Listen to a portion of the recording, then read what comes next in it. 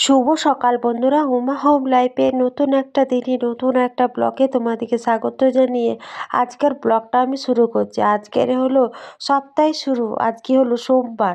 তো মেয়েকে ঘুম থেকে তুলে ড্রেস ফ্রেস পরিয়ে রেডি করে দিয়েছি, টিফিনও একটু শুকনো পাকনো টিফিন দিয়ে দিচ্ছি। তো একটু বোতলে জল দিয়েছি, এখন তো শীতের সময় পরিমাণে জল খায় না, তাই একটু ছোট বোতলে জল দিয়ে দিচ্ছি, যদি চেষ্টা পাই তো খাবে। তো আজকের ব্লগটা আমি শুরু করেছি, যতটুকু পারবো তোমাদের সাথে শেয়ার করব। আমার ব্লগটা তোমাদের কেমন লাগে অবশ্যই কিন্তু তোমরা একটা কমেন্টে জানাতে ভুলো না। আর আমার ব্লগটা যদি তোমাদের ভালো লাগে অবশ্যই কিন্তু চ্যানেলটা সাবস্ক্রাইব করে বন্ধু হয়ে পাশে থেকো, এটাই তোমাদের কাছে আমি আর আশা। তো 10-5 মিনিট মতো বসতে হয়। মেয়ের একটা ছোট্ট বান্ধবী চলে এসছে, তো সকাল সকালই তো স্কুল যাবে। মেয়েকে তুলে দিয়ে চলে এলাম গাড়িতে। আর কালকে রাতে তোমাদের সাথে শেয়ার করেছি যে টবে টবে এই গাছগুলো লাগানো হয়েছে। তো ওঠানোতে সেই পরিমাণে ছাদ মানে রোদ আসে না, তো একটু বেলা হলে তোমাদের দাদাভাই স্কুল থেকে এসে এইগুলো ছাদে নিয়ে যাবে। তো সব টবে টবে গাছগুলো লাগানো হয়ে গেছে। দেখো, আমি কিন্তু সকালে উঠি 6টার দিকে উঠে যাচ্ছি। তো এখন তো যেহেতু কার্তিক মাস শেষ হয়ে গেছে, এখন আর সকাল সকাল অত সকালে উঠছি না, প্রচণ্ড পরিমাণে ঠান্ডা লেগে গেছে। তো ওই জন্য সকালে উঠছি না, তাও 6টার দিকে উঠি। তো উঠেই তোমাদের দাদাভাই স্কুলের জন্য বেরোলো, চা দিয়ে আমি চা খাই, মেয়েকে রেডি করি। তারপরেও মেয়েকে স্কুলে দেওয়ার পরও আবার চা বসাচ্ছি, কারণ বড় মেয়ে আজকে বাড়িতেই আছে, টিউশনি নেই, ও সব মঙ্গল টিউশনি থাকে না। তো মুখ টুক ধুয়ে আসছে, তারপর ওকেও চা দিয়ে দেবো। একটু পরে আবার তোমাদের দাদাভাই স্কুলের থেকে বাচ্চাগুলো নামিয়ে চলে আসবে। তো হ্যাঁ, দেখো বড় মেয়ে চলে এসছে। তো এই করতে করতে না আমার অনেকটাই টাইম হয়ে যায়, 8:30 পৌনে 9টার মতো হয়ে যায় বাসি কাজগুলো নিয়ে হাত দিতে। ওই জন্য বাসি কাজগুলো তোমাদের সাথে সেইভাবে আর শেয়ার করা হয় না, কারণ অনেকটাই বেলা হয়ে যায়। তারপরে মনে করো ধরো আবার রান্না আছে, মেয়ে স্কুল থেকে চলে আসে।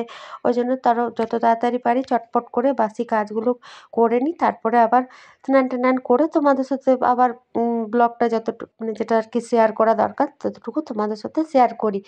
তো আমার যেহেতু গ্রাম সাইডে থাকি, সকাল সন্ধ্যা না বেশ ঠান্ডা লাগছে। আর সন্ধ্যার দিকে অতটা বাইরে বেরোচ্ছি না বলে সন্ধ্যাবেলায় ঠান্ডাটা অতটা বুঝতে পারি না, কিন্তু সকালে কিন্তু বেশ ভালো পরিমাণেই ঠান্ডা লাগছে। আমি চা খেলাম, বড় মেয়েকে চা দিলাম, তারপর তোমাদের দাদাভাই এলো। কালকে রাতে পরোটা করেছিলাম, ওর আস্তে আস্তে সেই 12টার মতো টাইম হয়ে যায়, তারপরে এসে একটু মুড়ি খায়। তো পরোটা ছিল, ও বলছিল খাবো না, তো ওকে পরোটাটা দিয়ে দিলাম। বাসি কাজ করে স্নান টান করে তোমাদের সাথে আবার আমি কথা বলছি। তো মেয়ে স্কুল থেকে এলো, তো এসেই বদমাইশি শুরু। এই শীতে জামা কাপড়গুলো রেখেছিলাম সব ফেলে দিল, তারপরে ওইখানে বসে বসে খেলছে সারাদিন, কিন্তু প্রচণ্ড পরিমাণে বদমাইশ করে। তারপরে দেখো ভাত বসিয়ে দিয়েছি, জলখাবার খেলাম, অনেকটা বেলা হয়েছে আজকে কিন্তু 1:45 মতো টাইম হলো। তো আজকে শুধু আমি রান্না করব চিকেনের ঝোল আর ভাত। তো আলু কেটে নিয়েছি, আদা রসুন ছাড়িয়ে নিয়েছি, আর গুঁড়ো মশলা নেই, ওই জন্য গোটা জিরে গোটা ধনে দিলাম, মিক্সিতে পেস্ট করে নেবো। আর চিকেনটা আমি যেইভাবে রান্না করি তোমাদের সাথে আমি শেয়ার করি, তোমরা এইভাবে কিন্তু চিকেন রান্না করবে। তো তোমরা এভাবে কিন্তু চিকেন রান্না করবে, অসাধারণ স্বাদ হয় চিকেনটা। আমি তো অনেকেরই চিকেন রান্না খেয়েছি, আমি নিজে বলছি না আর কি, এইভাবে চিকেন রান্না করলে কিন্তু খুব সুন্দর স্বাদ হয়। তো চিকেনটা আমি কোনো সময় চিকেনটা আগে দিই, মশলাটা পরে দিই। এখন যেহেতু মানে পেঁয়াজটা পেস্ট করে দিচ্ছি, ওই জন্য মশলাটা আগে কষিয়ে নিচ্ছি। আর চিকেনটা এখানে দেখো পরিষ্কার করে ধোয়া আছে। আর কাল তো রবিবার গেছি, কাল চিকেন হয়নি, ওই জন্য আজকে চিকেন হচ্ছে। আর আজ সোমবার দিন আমি, এখন তো 1 বছর শিব পুজো করতে পাবো না আমরা, তো ওই জন্য শিব পুজো করছি না বলেই চিকেনটা খাওয়া হচ্ছে।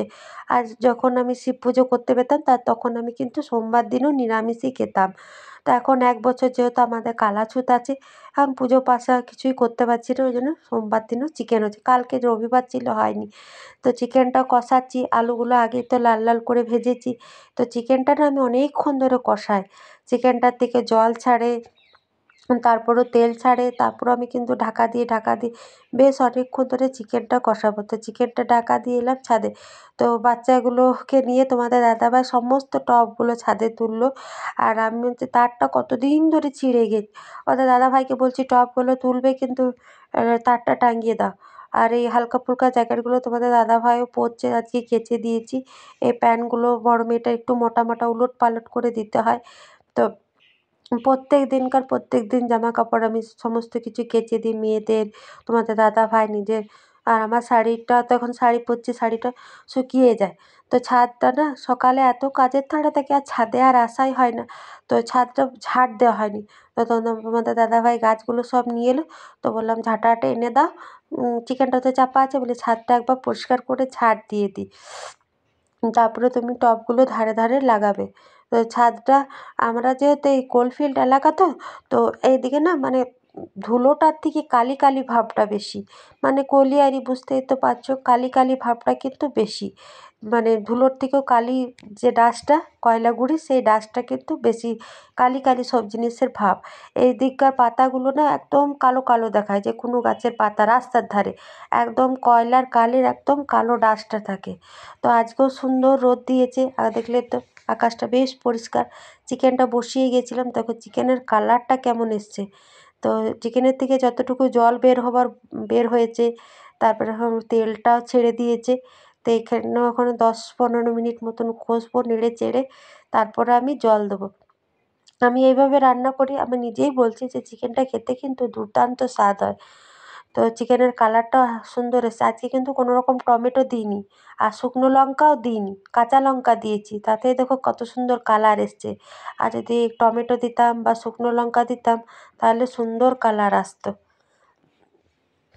তো সুন্দর কালার আসতো। তো আবার আমি ছাদে চলে এলাম, জামা কাপড়গুলো, মেয়েদের বাসি কুসিগুলো আবার কতগুলো কাচলাম। আর এই জল দিয়েছি পরিমাণ মতো। তো অনেকটাই বেলা হচ্ছে, 2:45 মতন হলো। তো চলো এবার খাওয়া দাওয়া করি। 4 জনাতে একবারই খেতে বসে পড়েছি, আর আমি একটা এরকম করে, বড় মেয়েটা লঙ্কা গুঁজে দিল। তো খাওয়া দাওয়া করতে করতে বাসন টাসন ধুতেই 4:30 মতন হয়ে গেল। আজকে তো মেয়ের বাইরে টিউশনি আছে, ও রেডি হয়ে গেছে, বড় মেয়ে যাবে টিউশনি, ছোটো মেয়েও এরপর টিউশনি যাবে। তো বড় মেয়ে টিউশনি যাওয়ার পর এখন ছোটো মেয়েও টিউশনি যাবে। তো আজকের ব্লগ ভিডিওটা আমি এখানে শেষ করলাম। কেমন লাগলো কমেন্টে জানিও।